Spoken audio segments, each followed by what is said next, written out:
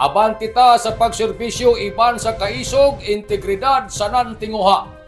Human nga nakakortesi call si Police Brigadier General Marcial Mariano P. Maestrado IV, ang bag-o na Regional Director sa Philippine National Police sa Caraga Region ni atong Nobyembre 18 ni 2025 na mainiton na tagabi-abi ni Provincial Governor Lyndon Barbers mismo sa ida opisina diin mahatag ang ilat tag-istoryahan may kalabutan sa kahapsay sa Nankalinaw sa ato probinsya ng Surigao del Norte sa Nansaintiro, Caraga Region.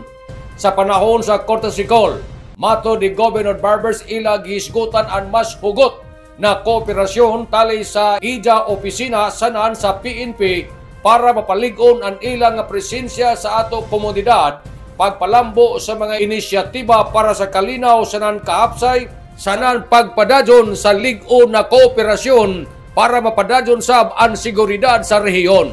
Nagtuo ang gobernador na ubos sa liderato ni Police Brigadier General Maestrado, mas papalambo nato ang ato coordinated efforts batok sa krimen, sanan mas paprotektahan nato ang kaluwasan sa matag pamilya. Bosa si Governor Barbers nakalaong sa ija kaugalingon, abanti ta sa pagserbisyo iban sa kaisog, integridad sa nantinguha sa mas papadadyaw ang kinabuhi sa ato mga katawan.